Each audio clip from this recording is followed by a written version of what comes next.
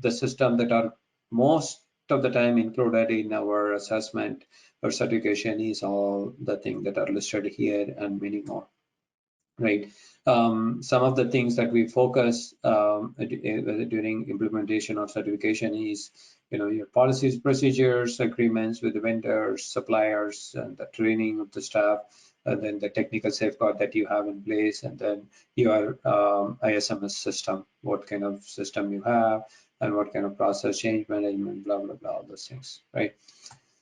So this is again very high level, like some of the other things that are required for you to consider as part of the ISO 27001 implementation.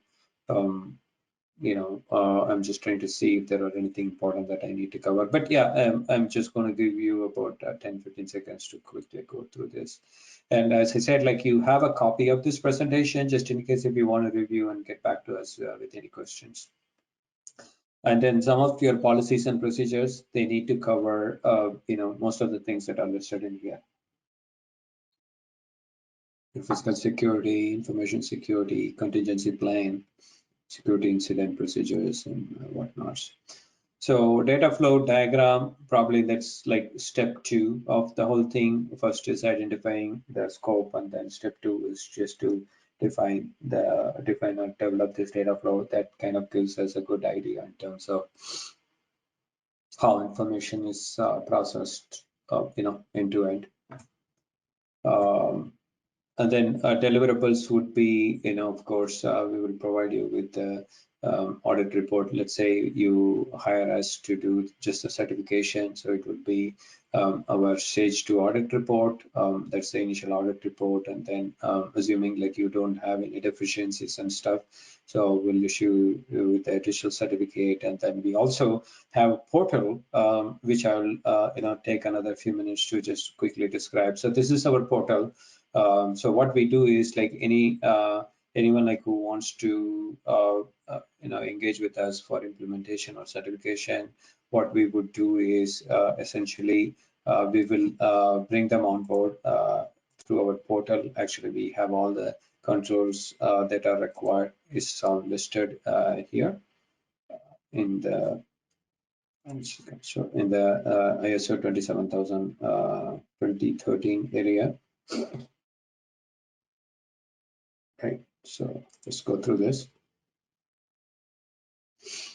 In all the modules that we discussed already, the context of the organization all the way to A18, it is all listed here, compliance. So what we will provide you access to this one. So you will, let's say like you want to do the context of the organization, go through this, understanding the organization shall determine external and internal issues, blah, blah, blah. So you'll go through this description, and then you are not going to fill out some of these things. So our auditor will be filling out. What you will do is like you will add your comments and stuff in here, and then like you will upload the required evidences to this particular piece, and then you will move on to the next one.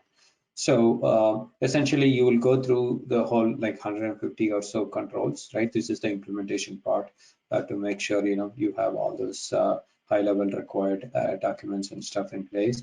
And then depending on how our auditor kind of flag you in the earlier step, you will have some action plan where we will say the specific thing that needs to be, what is our finding? The control is partially implemented according to that description, and then you need to have these things in place, right? So that's the way like we do it. And also like it's kind of a collaborative platform testing, so like you can essentially add your comments in here, like that all shows up under your name and whatnot, right? So that way like we have a more collaborative approach to the whole certification and the implementation process. So you'll go through this individual section, and then like you will go to the summary section, and then the reports and everything will be available here based on how you filled out earlier.